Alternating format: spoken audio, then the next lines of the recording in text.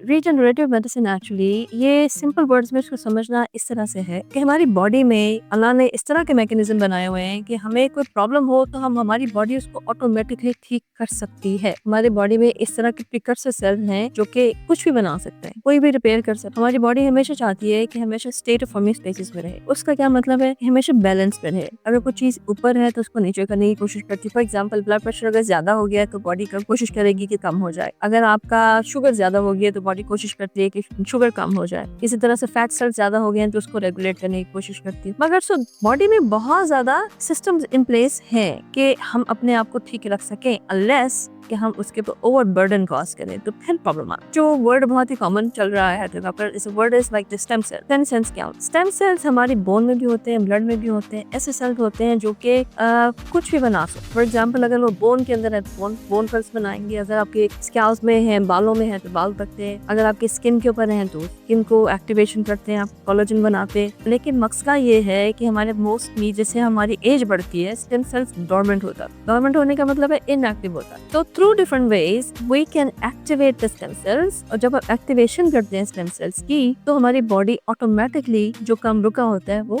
करना शुरू करती है। That is like you can say this is how the regenerative medicine works. मसला ये है कि अगर तो डोरमेंट सेल है तो हम एक्टिवेट नहीं कर सकते, तो what are option? Stem cell जो है वो हम एक्सट्रैक्ट भी कर सकते हैं, मगर अनफॉर्चुनेटली उसको एक्सट्रैक्ट करने का, उसके प्योरीफाई करने का, इस्तेमाल करने का प्रोसेस बहुत टीडियस होता है, बहुत मुश्किल होता है। इतनी हमारे पास टेक्नोलॉजी हो भी तो बावजूद हर कोई भी नहीं कर सकता। तो उसकी ऑप्शन ये होती है कि बावजूद हम बने बनाए स्टेम सेल भी ले सकते। लेकिन again that haves to be maintained at a very specific temperature और स्पेसिफिक लैब बनता है, तब तक हमारे पास पहुंचना है कि वो वायबल नहीं रहता। सो वायबिलिटी का इशू होता है। तो then there is another option of exosomes. अब एक्सोसोम्स ये प्रोटीन होती हैं बेसिकली। इसके अंदर मैसेज होता है कि आपकी स्किन सेल्स को एक्टिवेट करता है, आपके ग्रोथ फैक्टर्स को एक्टिवेट करता है। तो exosomes could be another alternative option. अगर आप सपोज कि स्किन के इश्यूज को, फॉर एग्जांपल हाइपरपिगमेंटेशन है, स्कारिंग है, या कि स्किन वैसे एजिंग हो रही है, और या कि बाल गिर रहे हैं, लाइट हो रहे हैं, और जस्ट ओवरऑल एजिंग, कोई भी एजिंग को एड्रेस करना चाहे तो exosome is going to be a viable option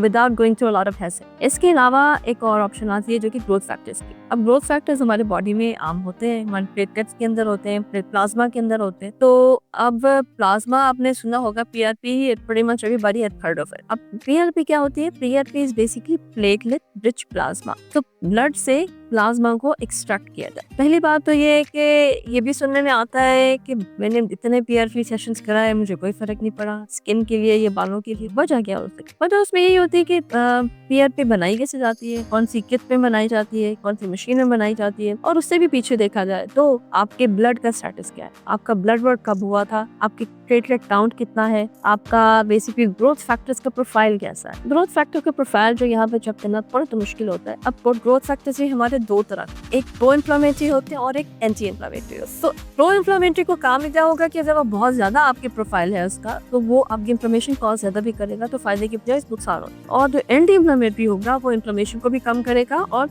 अगर आप ग्रोथ के लिए कर रहे हैं या स्किन एनहांसमेंट के लिए कर रहे हैं तो उसमें हेल्पफुल हो। तो रिमेंबर कि बहुत ज्यादा डिफरेंट वेरिएबल्स होते हैं, इन सब सोचना, इन सब कुछ समझ के फिर से ही आपको ट्रीटमेंट लेना चाहिए। अगर आप पीआरपी करवा रहे हैं, एक्सोसोम्स करवा रहे हैं, उसका सोर्स क्या है, वो कहाँ से आए हैं, उसकी क्वांटिटी कितनी है, और वो कितना हम कंसंट्रेट कर सकते हैं, और फिर उसके बाद टेक्निक किस तरीके से इस्तेमाल किया गया। So remember, it is not only just the product but also the person who is doing it to.